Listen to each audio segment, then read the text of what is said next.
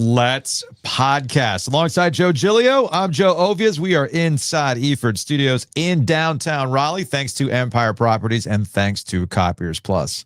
Happy Thanksgiving. Happy Thanksgiving. Little bit of a different show today. We're going to talk about NC State and Seton Hall. We're going to talk about the Carolina Panthers, do a little OG Gambling Syndicate, and then everything else is going to be on the YouTube membership side.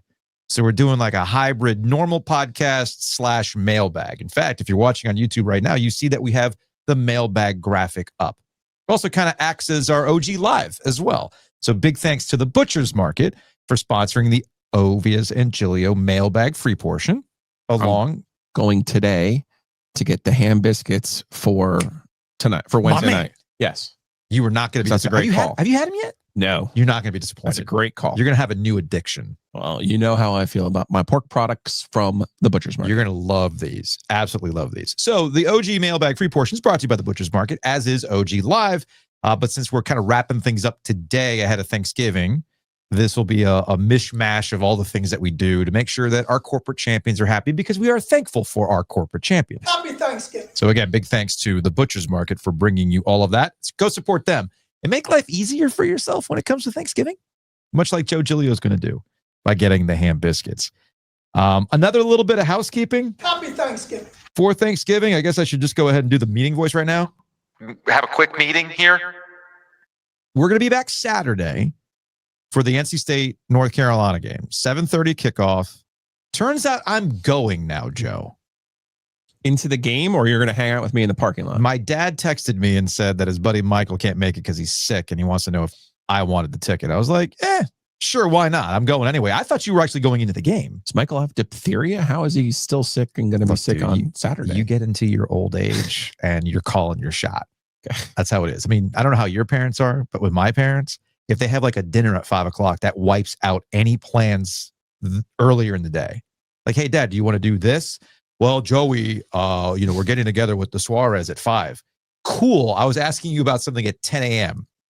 You see what I'm getting at? I hear you now. This is like an old person brain thing. So, respect. I respect it. I respect it. So yeah, so Michael's called his shot. He is not going to the game on Saturday because he is sick on a Tuesday. Whatever.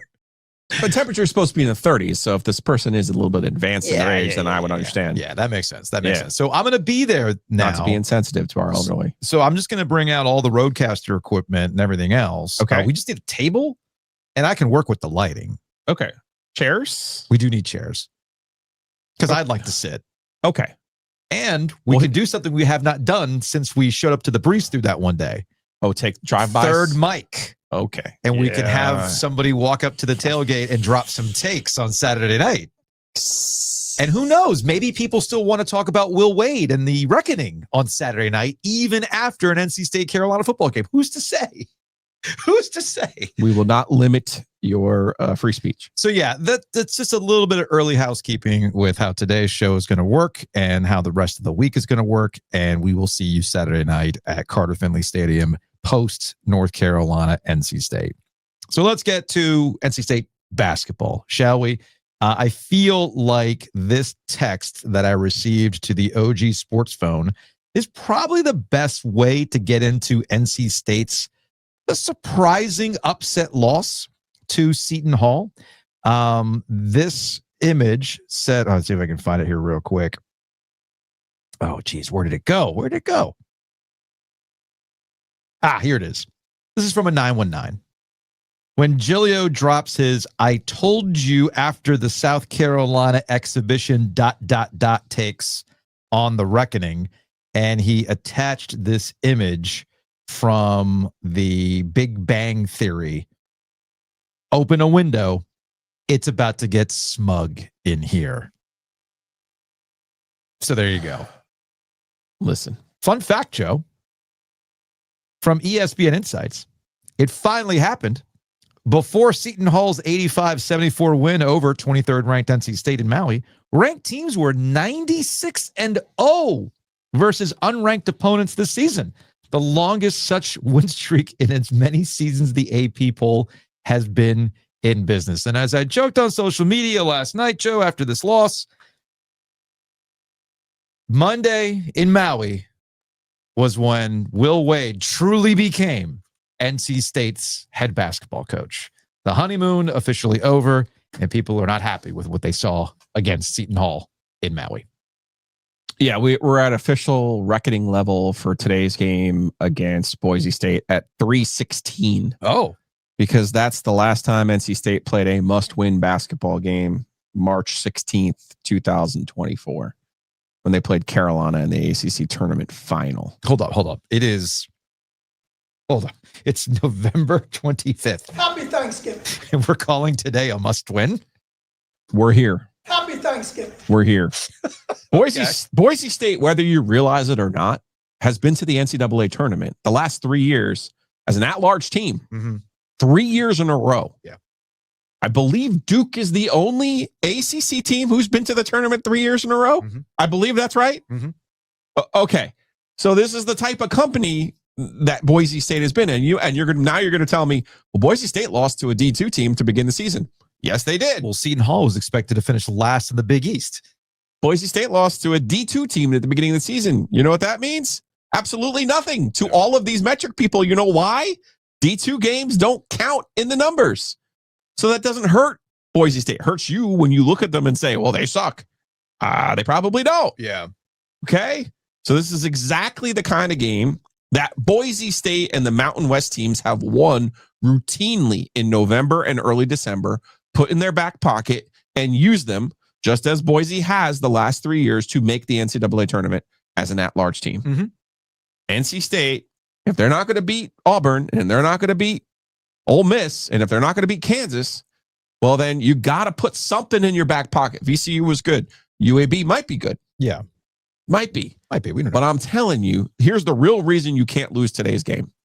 If you lose today's game, your game tomorrow is against Chaminade. Speaking of D2 teams. Yeah. Now, all of a sudden, you have nothing to show for this trip to Maui. Mm-hmm. Potentially, you win today, you can play Texas tomorrow. And now, all of a sudden, you leave Maui disappointed that you lost to Seton Hall for sure. But now, all of a sudden, you have 2 wins, potentially, over Texas and Boise that would help you on Selection Sunday. Sure. And that's the whole point of these MTE events. You got to go out of your league and get some wins that are going to help you on Selection Sunday. Because, Joe, I don't know if you looked at the ACC. Maybe it is better this year, but where are they playing some of these teams? Right? Mm-hmm. They only get Louisville once. Yeah. Fairly certain it's there. They only get Duke. They only get Duke here, and it's at the end of the year. They only get Carolina here, Yep. and it's at the end of the year. Yep. So you got to stack some of these things in order to put yourself into accomplish goal number 1, which, as Will Wade stated when he was hired, was to make the NCAA tournament this year. Yeah. Okay. I'm not gonna dunk on anybody about the reckoning and all this other stuff. There's 2 minds from NC State fans.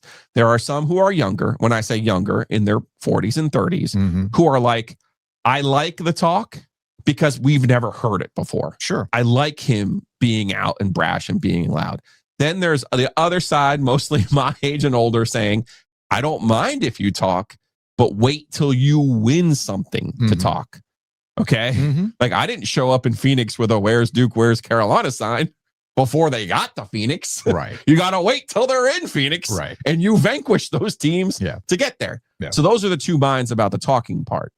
But here's the real thing that it's coming down to for Will Wade. And yes, it does go back to the exhibition game against South Carolina when they gave up 86 points. They have to get better defensively. This is why I went over there before they went to Hawaii and asked them about what they're trying to do defensively, because you could see in the first half against UNC Greensboro, you can see in the whole game against VCU, they're playing a certain style defensively by design that is reliant on analytics, which I understand, Mm-hmm. but they're also playing in such a way where you can see why people are having success against them on offense. Because to be good at defense, there's 2 ways to do it. Okay. You can be super athletic and play really fucking hard. Yeah. And have just amazing effort. Right. Which they did not have yesterday. Right. They did not have that yesterday. And if you're not, And it has nothing to do with athleticism. well, and if you're not super athletic, which they're not, which again, I've been trying to say to people and caution people and pump the brakes when you see 100 points against Central and Greensboro and whoever else, Mm-hmm. right? Like, it's not because of their athleticism. Okay. defensively, when you look at it, there's two ways. You're either ultra athletic, like his VCU and LSU teams, by the way. Okay. Or you have this effort and scheme. Which they did not and have right the effort now, last they night. probably have a scheme, but I'm not sure because they do switch things up. They do try to different things, but I don't see the intensity on defense that I would suggest is required when you're not ultra athletic. And that kind of gets you into this season-long question again, which was raised in Greensboro when they gave up 86 points to South Carolina. What is your DNA going to be defensively? Now, Trey Holloman was sick, did play in this game. Arsenault, we finally saw again. He's missed some games. But that has nothing to do with losing 50-50 balls on the floor. Does not. But what I'm saying is those are the two players that I would have circled at the beginning of the year and said, Holloman, Michigan State, Arsenault, Houston. Sure. I know they're going to defend given their backgrounds and where they come from, right? So I'm looking at this, and I'm not just looking at it, what's your problem defensively? I'm now looking at it like, what is the construction of this roster? Because this isn't a cry poverty, Dave Doran, Kevin Keats, Elliot Avent situation. He got the money. You had money. Okay. Yeah. So now this also gets us back to hierarchy. How does it going to work on offense? Well, Matt Abel looked like he was stroking yesterday. That's a good thing. Where was Darian Williams? He's got to be your bus driver. He's your highest paid player. He has to be your bus driver. Paul McNeil, their one holdover from the Kevin Keats roster. I mean, you got to get a little bit more than the 9 points that McNeil had in 29 minutes. So these are all questions moving forward. But yes, absolutely. Today, they have to win this game today. It's a must-win basketball game. So, and it's only going to happen if they get better defensively. That's the only way it's going to happen. well, the thing about the defense, we could talk about scheme all day. I understand that. And this gets into sometimes we overthink things and we try to prove to each other who's a ball knower and who's not. Anybody could have watched that game yesterday and see a team that just did not put forth the effort required to play defense. I think there was a question that he got last night about being able to like teach, loose balls. No, that's a want to factor. I mean, how many times have we talked with Roy Williams about defense in the past? It's not necessarily something that you teach. How do you teach effort in those situations? You can't teach effort. You either have it or you don't. And they didn't have that yesterday. Again, I get back to the real simple thing. Who was diving for the loose balls? Seton Hall was. NC State wasn't. Who was manning up and getting those boards? Seton Hall was. NC State wasn't. So I'm going to be curious. This gets to point two. Good coaches. Let me take a step back. Did we think NC State was going to go undefeated this year? No, Of course not. Do we act as though NC State is some unique situation where a ranked team loses to an unranked team? Well, in Maui, yes, very unique. Sure, it's unique, but at some point it was going to happen this year where somebody had to be the first. Sure. You know what I'm saying? Somebody had to be the first. Congratulations. Will Wade, NC State, you get to be the first. But you see what I'm getting at. Yeah. It's whatever. It's more of a statistical anomaly that it's never happened before or 96 straight times than anything else. At some point it's going to happen. It's kind of like the old Virginia losing as a 1 seed. I'm more shocked that it hasn't happened before it happened to Virginia. See what I'm getting at? Mm-hmm. So we can get caught up in that kind of stuff. Somebody had to be first. It happened to be you. Cool. It happened. Moved on. How do you recover from that? That to me is another element of good coaching. Will Wade has to be able to navigate now two things. How do his players come off of this? To your point, what are you going to make out of Maui the rest of the way? That's basic 101 coaching shit. How are you going to handle what you have in front of you to help yourself out the rest of the way? How do you turn this into a positive? Here's Will Wade after the game. This is from our guy, JC Zempel, over at On 3, talking about the key phrase here. Anybody can sail a ship in smooth waters. That's a good line. In our guys, I believe in our team. I believe in who we are, and we're built for these type things. Anybody can sail a ship in smooth waters. Skilled sailor can do it when the water's choppy. Water's choppy for us now. We've got to turn the page, move forward, and that's what we're going to do. I believe the Wolfpack will play a lot better tomorrow, and I think you'll see a team that has a little bit more of an edge to them tomorrow. At least I hope that's what it'll be, and that's what I believe in this group, and I think that's what we'll be. See the side eye there? Mm-hmm. And Will Wade's got a little bit of a tell. He does. Just got a smidge of a tell as it relates to what he's talking about. They're going to be better. They're going to be better prepared tomorrow. That begs the question: well, why were you not better prepared against Seton Hall in this opener for the Maui Invitational? And of course, it gets back to the defense. This is Will Wade after the game talking about and rightly pointing out everybody's focused on the offense. We can't be giving up 85 points. But and I appreciate all these questions on our offense. We gave up 85 points. I mean, they drove at will against us. They hit 3 threes in the last 35 minutes of the game. It just went straight to the front of the rim, which has been a massive problem for us.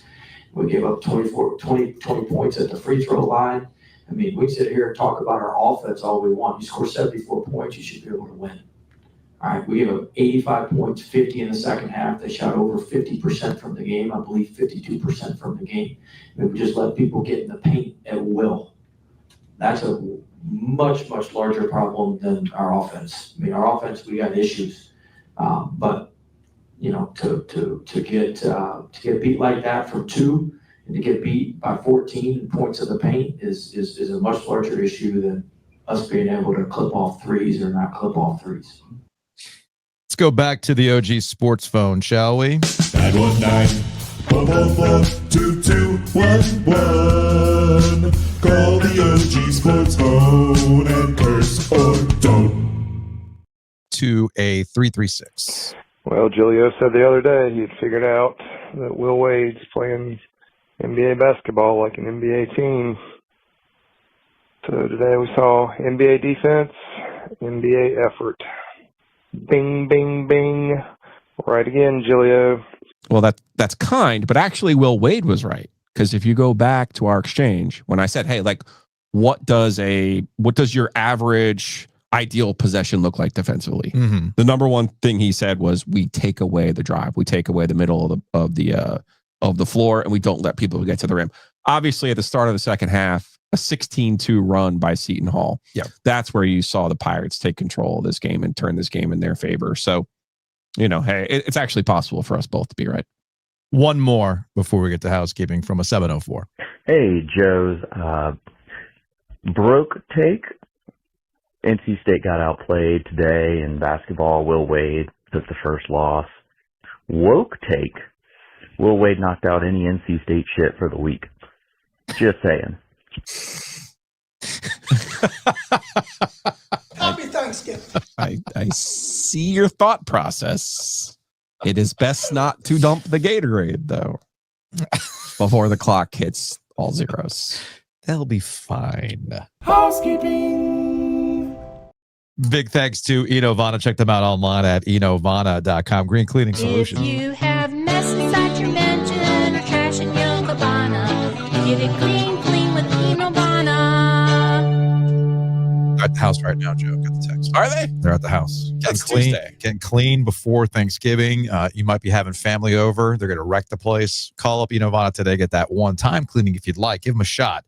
Again, go to enovana.com. All right, so we already covered some housekeeping as it relates to what we're going to do for After Dark on Saturday. In the meantime, a reminder that the ogtrianglemediashop.com shuts down 9 a.m. on Monday, December 1st. So if you'd like to get the full zip hoodie, the Drunk OG pullover hoodie, the beanies, toboggans, caps, whatever you want to call them, priced to move at $25. Get them now. And making sure that we get delivery before Christmas so you can have OG under the tree. And another bit of housekeeping. Now that we are approaching the end of the regular season, and it appears that Bill Belichick, unless something wild happens between now and Saturday, will be the coach at North Carolina on Saturday when they visit Carter Finley Stadium. Ken would like to know if Dimitri's still ready to go for the open bar. You'll remember that Dimitri said he was going to go to Longleaf and just buy everybody a drink if he actually coached this year. Ken was wondering how much would $2,000 represent at Longleaf Swine in light of the Foya Ball conversation that we had at the Crunkleton. Apparently, the Old Forester birthday bourbon was $130 a pour at one establishment. That would still be like 20 pours. See? Ken's doing the bourbon math here. Might be worth it. Ken's doing the bourbon math. We have to talk to Dimitri about that. See if we actually follow through on that. Again, big thanks to Longleaf Swine. You got your family hanging out. You want to get them out of the house, give them a little taste of Raleigh? We'll take them downtown. Go to Longleaf Swine. Let's actually run down some of our corporate champions, shall we? I'm going to be interested to see how many times you can make me break during this. Let's go. Ovies Giglio brought to you by Roback. Check them out. Roback.com. The Black Friday sale is happening right now. Don't waste time. You see this shirt jacket that I'm wearing right now? It has pockets. It's fantastic. It's comfortable. It's a nice lightweight jacket.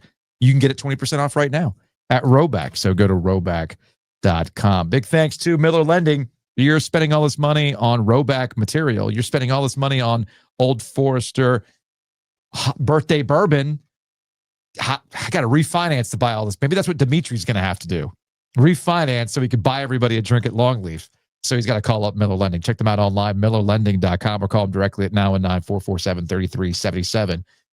We have not taken a hockey break today. We'll probably take a hockey break when we get back from the Thanksgiving break. Because, man, folks are gripping tight over the Carolina Hurricanes. And I don't quite understand why. Take a break. Let's take a hockey break. Brought to you by Happy and Hill.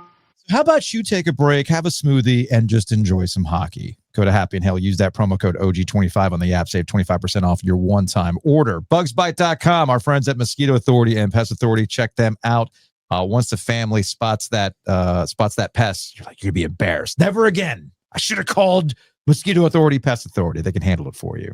Whitaker and Hamer, WH.lawyer, attorneys and counselors at law. Of course, our guy, Matt Davis, over at State Farm. Check him out online at insuregarner.com or call him directly at 919-779-8277. Your house is bursting at the seam for another holiday. You're like, man, I can't host anymore. It's time for a new house. Hometown Realty, they can identify that house for you. That's perfect for hosting Thanksgivings, Christmases, and New Year's. myhtr.com. Big thanks to Two Roosters. You might have missed out on the chocolate chest pie. Happy Thanksgiving. But you can still make it a happy Thanksgiving by going to Two Roosters, getting some pints, and bringing it to your holiday festivities. Of course, our guy, Chris Brassfield at Brassfield Accounting, fractional CFO. Imagine being in a family situation. I wonder if Chris gets this, because I get this. I actually got this at the dentist yesterday. Are you still doing the podcast? Do you think Chris ever gets, are you still doing the fractional CFO thing? Nobody would ever ask Chris that, because that's a job that people need and want. Us, they're like, are you really still doing this? When are you going to get a real job? That's how I interpret it. When are you getting a real job? Chris has a real job, making sure that he is your fractional CFO. So check him out online at brassfieldaccounting.com. We've been talking about the After Darks. That's brought to you by our friends, Bloomin' Blinds. They got Pink Friday happening right now. Not Black Friday, Pink Friday. Find out more at bloominblinds.com. Of course, our friends at NC Grill Rescue. Check them out online at ncgrillrescue.com. You're doing it big for Thanksgiving. You're going to need that outdoor kitchen, that grill cleaned up. You've been doing it big for your tailgating all season long. Your grand finales at Carter Finley Stadium. Again, get that thing deep cleaned with our friends at ncgrillrescue.com. I think I've touched them all. Oh, wait, our friends at Color Graphic, sales at Color Graphic. We might have to do a brief history of Triangle Good just on 2025 alone, given some of the things that we've seen already this year, right? It's been a lot. It has been a lot. A lot of disappointment. It has been a lot. So check them out. Email them today at sales@colorgraphic.com. Again, that's sales@colorgraphic.com. I think I hit them all. I didn't leave anybody out. Ham biscuits, the butcher's We market. did all that. Perfect. Then we're good to go.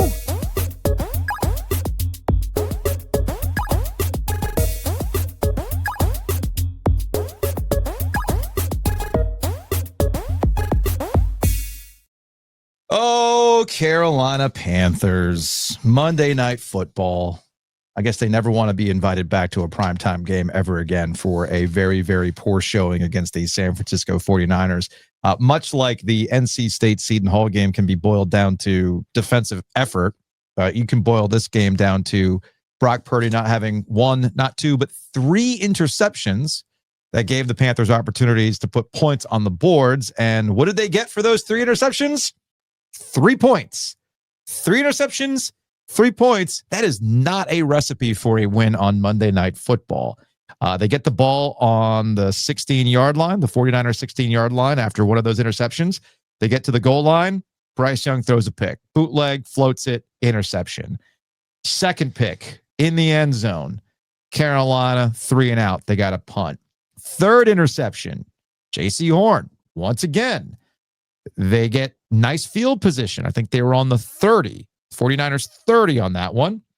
And that's where they ended up settling for a field goal to get their 3 points. I know a lot, and I understand why. A lot of the blame is not on Bryce Young, who had a very pedestrian return to the mean after his record-breaking performance against the Atlanta Falcons. I understand that he wasn't overall great, but I'm going to put this squarely on Dave Canales. The whole entire season has been about 2 things for you: defense and running the ball. Defense, run the ball, and make sure that Bryce Young doesn't necessarily hurt you. So can you explain to me why you ran a bootleg to throw it in a goal line situation? Can you explain to me why Rico Dowdle and Chuba Hubbard barely touched the ball in this game? Can you explain that to me? Defense, run the ball. That's how you beat Green Bay, man. That's how you insisted the following week where you got embarrassed. We're going to keep running the ball. And you got embarrassed in that game the following week. And now we have this. After Bryce Young balled out and got the win over Atlanta, you can kind of go back to what your bread and butter is. And the defense certainly held up their end of the bargain. Why didn't you run the damn ball, man? That's the question that I would have. I'm going to defend Canales just for not just like a half a second. Just a half a second. Okay. The play on first down obviously should have been Rico Dowdle. When it's 7-0 San Francisco, they have the ball on the 1 yard line. That should have been a run behind whatever your favorite blocker is and give it a Dowdle and try to score a touchdown. I'm not disputing that. I don't hate the play action play, but that I know how that play was supposed to go. It was supposed to go to Mitchell Evans in the back right corner of the end zone, and Bryce Young doesn't throw it to him.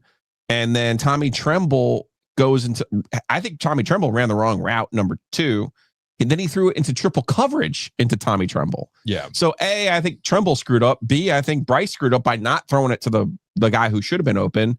And C, like, how does a coach who draws the play up, right? It was the right. I think it's, I don't hate the call. I don't hate the call. I think Bryce screwed up. But we're getting back to this Bryce Young stuff, Joe. Well, yeah. Was the game in Atlanta? Right. No, the game wasn't in Atlanta. It wasn't in Atlanta. So now he's 8-20. They're 8-28 when they're not in Atlanta. He averaged before this game. He averaged 174 yards when he doesn't play in Atlanta. Oh, look at that! They had 169 yards. He threw for 169 yards. Oh, now his touchdown to interception ratio is 34-26 when he doesn't play in Atlanta.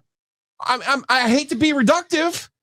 But what else do we have at this point? That was the other thing. He threw for 400 fucking yards last week. He looked completely incompetent yesterday. So, okay. So I'm glad you the brought. fuck am I missing? I'm glad you brought that up. And it's one thing that. Not that Brock Purdy was any better. How we talk about Bryce Young is kind of similar to what I was saying about the whole Dave Doran stuff yesterday, right?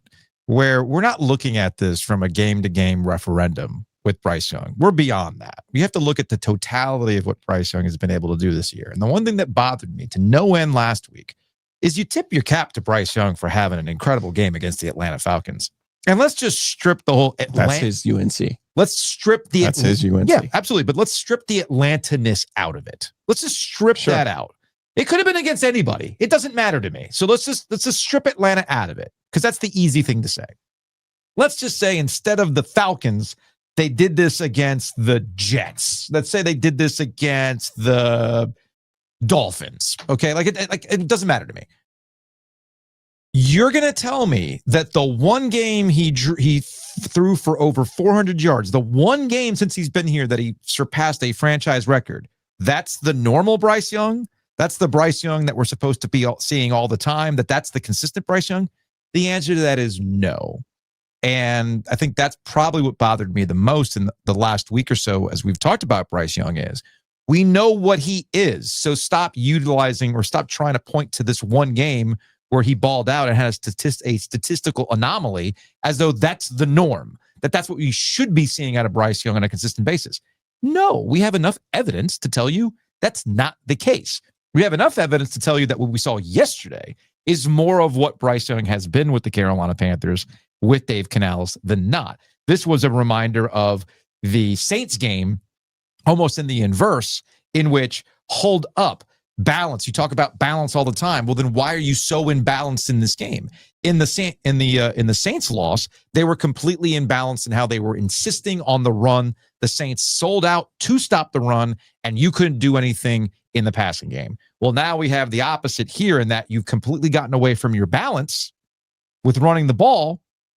And that's why I put a lot of this on Dave Canales. I am not disagreeing with you in that you can draw up the play and the quarterback and the offense has to execute on said play. I am not dismissing that at all. However, you can't sit here and tell me that Dave Canales makes any sense as a play caller all season long. He preaches balance. Where the fuck is the balance? We certainly didn't see that last night. And again, I'm not some sort of ball knower, but if you've been telling me and your season has gotten to this point mostly because of your run game, well, then you got to rely on that run game to punch it in. It's how you won in Green Bay, for heaven's sake. Well, you should be able to do this against a very gettable San Francisco 49ers team. And then, of course, you have yet another incident, by the way. This is what, 2 games now where the Panthers have been involved in post-game fights? So, yeah, the whole thing's kind of embarrassing on Monday Night Football. And then Christian McCaffrey sticking to it is just the icing on the cake, right? I don't know, Joe. There's 32 NFL stadiums in this country. There's 3 in England. There's 1 in Germany. There's 1 in Brazil. Yeah. Bryce Young is an NFL quarterback in only one of them. That's it. I mean, until he proves it otherwise, that's what I'm sticking with. Let's go back to the sports phone. 919-444-2211. Call the OG Sports Phone and curse or don't. All right, let's go to a 919. Hey, is Dave Canales like kind of a fucking idiot? A little bit? Let's put it Curse or don't? Curse or don't to a 540. Hey guys, sorry to call you at work. Canales, I've been defending him all year. Bryce too. You know, I'm a cup half full sort of guy, but golly, last night they threw the interception when they could have just ran the ball in. So what? I get it. That sucks. That's typical. But then in the second half, they get the penalty on the extra point, take the ball from the 1 to go for 2, which they didn't need to do. And then they try to throw a pass 10 yards in the back of the end zone. What was the point of the extra yard? You didn't need the extra. It didn't help you. And it's not like they play action or anything. They lined up in a passing formation. I mean, come on. And all day long, swing pass. I mean, you can't, I understand you got to adjust the defense, but the defense can't take away deep passing and take away the run game. Give Rico the ball. Anyway, they weren't going to win anyway. Who cares? Thanks. I'm out. See, that's the thing. The idea they weren't going to win anyways. I mean, you don't know that. I mean, given how the year has gone, 3 interceptions by Brock Purdy. Yeah. You should have been able to win that game. Shaky as hell. They want. I mean, have you seen Brock Purdy's stats this year? They're atrocious, and he was handing you the game. I would have benched him. Yeah, I could see that. And then there's specifically about Dave Canales and this dismissive idea that they weren't going to win the game anyway. I mean, look, the game was there for them to take, and I know Dave Canales used his favorite term yesterday, missed opportunities. And yeah, when you only get 3 points out of 3 interceptions. Yeah, that's a missed opportunity. But here's where the Panthers have been all season long and how they don't make any damn sense. And while you're depressed today because they lost to the San Francisco 49ers on Monday Night Football, watch them host the Rams on Sunday and beat them. You see what I'm getting at? Because that's what the Panthers have done all year. The Panthers go out there and they allow the Falcons to falcon and they blank them. New England comes to town. And we could have a separate conversation about just how good New England is, and you no-showed in that game, losing 42-13. All right? You come back, you get more of a game out of the Dolphins than you expected because the Dolphins have been up and down all season. You end up winning that game. You follow that up with a nice win over the Dallas Cowboys. You have a slog fest over the Jets. You're building up. You're feeling good about yourself. And then you see the Bills, who, again, a very gettable team this year. You lay another egg. And then you follow that up with the Green Bay win, this big miraculous thing. Oh, my goodness, how does this happen? What a game plan. Dave Canales, my goodness. Hey, don't look now, but you should be talking about this Panthers team. Don't look now. This Panthers team might have an in on making the playoffs. Don't look now, but the division You then lay an egg against the New Orleans Saints. At home. At home. Everybody's depressed again. You see the cycle now? And then the worst thing that could have happened was Bryce Young goes out and he has the game he has in a comeback win over the Atlanta Falcons. And everybody's like, we've been asking for the deep shot. You gave us the deep shot. You go out there and you win the game. The division's not completely out of it. Baker Mayfield's hurt. Here we go. San Francisco, Brock Purdy. He's giving us the game. You lay another egg. So this is, on one hand, growth for the Carolina Panthers in that they have elevated into a category of NFL team that there are a lot of. And we see this all the time. How does this team win one week and then lose the next week? How can they look like this one week and look like they've completely forgotten how to play football the next week? So congratulations to the Carolina Panthers. You've graduated again. You've graduated from you're just another bad team to now you're in that weird doughy middle where we can't make any sense of you. Just like a bunch of, I mean, hell, there are Super Bowl contenders we can't make sense of, right? We can't make sense of the Eagles. We can't make sense of the Bills. So I'm not going to bang on the Panthers for being this weird up and down inconsistent team because, hey, man, even Super Bowl contenders have games that you go, what the hell was that? But I ask one thing and one thing only out of Dave Canales. And I think this is where the frustration comes in and why going back to that call, like, Dave, what the fuck? Right. You preach balance. And in the two games that I've talked about that are some of the biggest head scratchers, the Saints game and this 49ers game, you have shown no balance whatsoever. The things that seem obvious don't seem so obvious to the coaching staff. The things that should be easy, they make difficult. And that's why they find themselves in this weird, bizarre cycle right now. All right, I think we got time for maybe two more Panthers calls. This is from a 910. So just got done watching the CMC interview after the game, and I don't know if I'm having Giglio galaxy brain, but I started looking at his contract, and he signed a 2-year contract, $38 million, back in June of 24. My math is mathing. I don't know. There's something weird about the tone of that interview. Kind of makes me think he misses Charlotte. And my galaxy brain is thinking it would be absolutely hilarious if after all that bullshit, he comes back and runs it back, even as like a mentor backup, just for one final hoorah at Carolina. I don't know. Galaxy brain. I could care less. I don't know. Probably reading into it. Should probably just go enjoy some more nature's relief. Happy Thanksgiving, guys. Get it? Yes, get it while you can, by the way. His embrace with Luke Kuechly before the game was worth 1,000 words, man. Yeah. That was really cool to see. Yeah. All right, one more Panthers call. Giglio Tar Heels, 7 o'clock, going to work, day after the shit show on national TV. I think I'm even more pissed now. Just tired. Oh, man. Tired of having a coach who said he loves to run the ball and then runs the ball 9 fucking times in a game that gets you 3 turnovers and 3 points.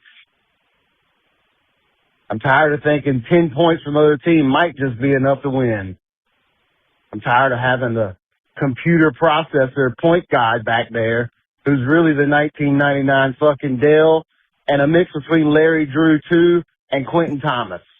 He's just as likely to throw it in the fucking 10th row to the other team or just to fucking fumble the ball than he is to actually make a good play. I'm tired of struggling to get 200 yards in the air and constantly looking at the first half stats and seeing Bryce Young, 2 for a 10, 28 yards. Bryce Young, 3 for 7, 45 yards. You can't win like that. We got one of the worst quarterbacks in the league. We got one of the worst offensive coordinators in the league. The team fucking sucks. Can't play the fucking Falcons every week. I would say the Saints, but if we played the Saints, we might not win a fucking game. Time for a reset. Thanks for coming, Bryce. Thanks for coming, Dave. Get the fuck out. You had me at Quentin Thomas. Quentin Thomas? The Q. You had me. I don't even know how we could top that call, but I would say, no, you don't need to reset it. You kind of know what you have. No, it's not that you kind of know. You know what you have. Now you got to make it work for you. Do you? Yeah, well, you? You're not going to go get it. You're not going to go draft a QB. Not in this class. Do you? Do you know who you could trade him to for real? I know. I said it last week in jest. Atlanta. They just lost Penix. I know. And he needs to get his whole knee restructured. Like he's on some Peyton Wilson shit where I think they're just going to take out his ACL and just be like, nah, we got nothing. I mean, Minnesota might need a quarterback. Peyton Wilson's fine. I'm just saying, like they could genuinely trade him to Atlanta. I mean, I'll send them the numbers. All right. They could easily sell these career numbers that he has in that building. Fair enough. And they need a quarterback. Fair enough. All right, let's keep it moving here.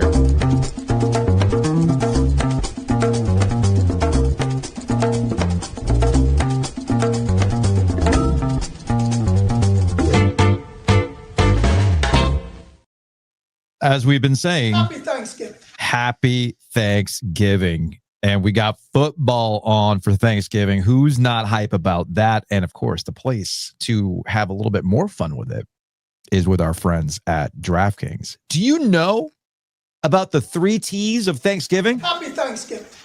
Turkey for eating, table for gathering, and touchdowns for winning with DraftKings. Happy Thanksgiving. Of course, you got the Lions and the Packers. Lions only 2.5-point favorites at home on Thanksgiving, according to DraftKings. Of course, lines are subject to change. Lines and odds are subject to change. The Dallas Cowboys coming off a gift of a win against the Philadelphia Eagles, who forgot how to football in that game. They're only 3.5-point dogs to the Kansas City Chiefs. Nobody believes in the Chiefs anymore, man, even after they escaped with a win over Indianapolis. And then, of course, you've got the Ravens and the Bengals. The Baltimore Ravens are 7-point favorites against the Bengals. And of course, we've got Black Friday football between the Eagles and the Bears. The Eagles are 7-point favorites. Again, with DraftKings, I'm looking at the DraftKings app. These are all subject to change. And look, you can do TD scores. You can put some single game parlays together, live bets, every play, every snap, every game counts. And when the games get good, the bets get better. So here's what you can do. For new customers, bet just $5. If your bet wins, you'll get $200 in bonus bets instantly. So when touchdowns happen, we feast. Happy Thanksgiving. Download the DraftKings Sportsbook app and use that promo code OG25. Again, that's OG25. Bet $5, you get $200 in bonus bets if your bet wins. In partnership with DraftKings, the crown is yours. Gambling problem? Call 1-800-GAMBLER. In New York, call 877-8-HOPE-NY or text HOPE-NY 467-369. In Connecticut, help is available for problem gambling. Call 888-789-7777 or visit ccpg.org. Please play responsibly. On behalf of Boot Hill Casino and Resort in Kansas, pass-through of per wager tax may apply in Illinois. 21 plus, age and eligibility varies by jurisdiction. Void in Ontario, restrictions apply. Bet must win to receive bonus bets, which expire in 7 days. Minimum odds required. For additional terms and responsible gaming resources, visit dkng.co/audio. Limited time offer.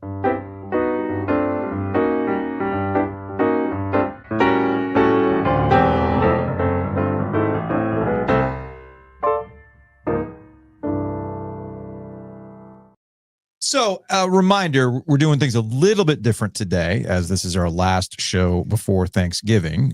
Figured we'd hit the hits. NC State losing to Seton Hall, Carolina Panthers losing to the San Francisco 49ers on Monday Night Football. Played a sampling of some sports phone calls, just kind of give you the point. But now, from here on out, we're going to go to the YouTube membership channel for the mailbag. This is not a normal Hey Joe segment. You want the whole thing? You want all these calls about Will Wade? Oh, you want some discourse about Iowa versus NC State football? You want all that kind of stuff, along with some rivalry questions that we have received related to NC State and North Carolina? Did we get into Iowa's algorithm the same way we did Texas A&M? No, I never put anything out. Okay.